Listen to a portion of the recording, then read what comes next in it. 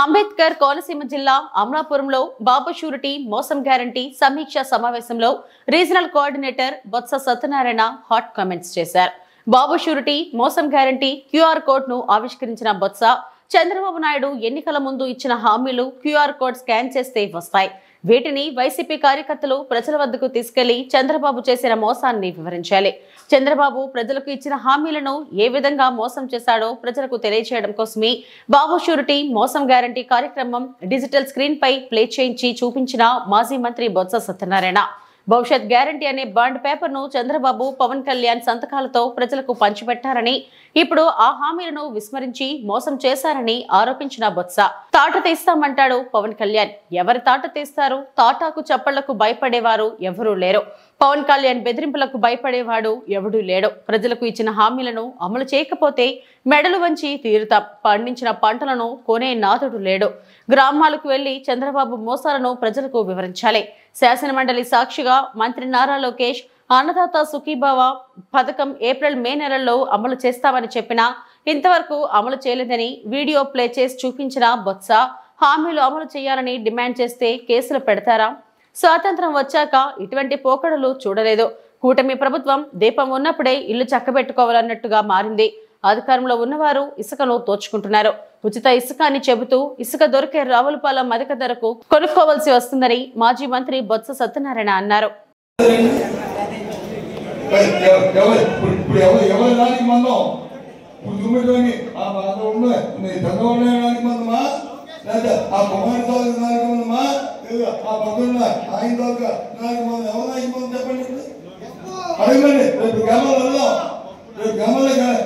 చెప్తాం ఈ విషయాన్ని. అంతేగాని ఎవరిలో కొడతానికి ఈ కార్యక్రమం కాదు. అందుకే ఈ కార్యక్రమం పెట్టారు. జగన్ గారు, మీరు ఉన్న 7 ఉన్నారు ఇక్కడ కోఆర్డినేటర్. ఈ సమావేశం అయిన తర్వాత 7 కోఆర్డినేటర్ 7 డేట్స్ తీసుకోండి. 7 డేట్స్ తీసుకోండి.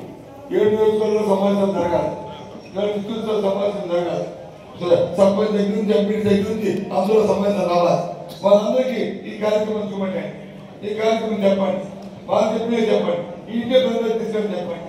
అయిన తర్వాత అమ్మ నువ్వు ఇదే రోజు 7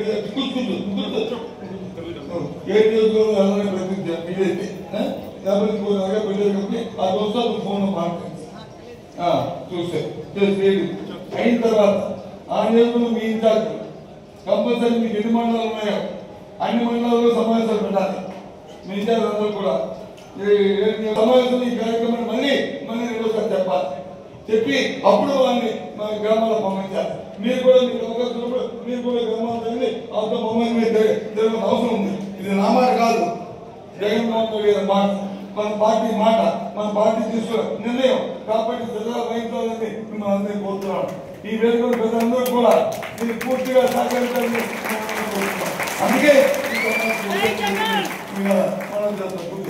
అందుకే ఈ సమాజం కూర్చొని జరిపి ఈ సమాజం పెట్టుకోవడానికి కారణం. దయచేసి అందరూ కూడా, ఎందుకంటే ఇలాంటి భాస్కరాన్ని, ఇలాంటి మాయమాటలు చెప్పిన వాళ్ళని ఇది రాజకీయానికి తగ్గలేదు. ఒక్కరోజు కూడా రాజకీయాలు అధికారంలో ఉన్న అర్హత లేదు. కొన్ని ఇవాళ కాదు కొన్ని వస్తామండి, కొన్ని ఏదో వస్తున్నాడు వస్తున్నారు. ఇంకా బస్సులు మారాయి. ఎన్నికలకు వచ్చి మీ ఊర్లో ఎక్కి తెలుపు దర్శనం చేసి మళ్ళీ ఊరుకొస్తారా? ఇప్పుడు వచ్చి ఊర్లో ఏ జిల్లాకి వెళ్తారు, ఏ ఊరికి వెళ్తారు చెప్తారు. సరే చెప్పండి, నా సంగతి కూడా తెలుసుకుందాం. ఏదో ఇస్తాను వెయిట్ చేస్తాం. కానీ నిరుద్యోగ స్కిల్ డెవలప్మెంట్ ఇస్తారంట. దాంతో అందరికి ఉద్యోగం వస్తే 3,000 రూపాయలు ఇవ్వకంట.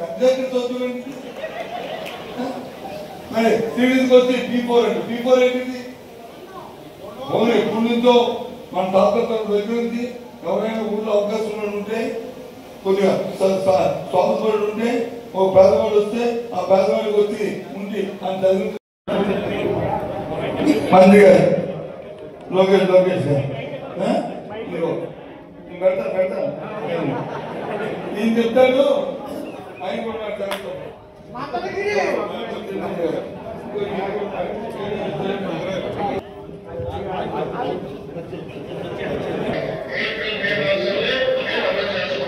अप्रैल में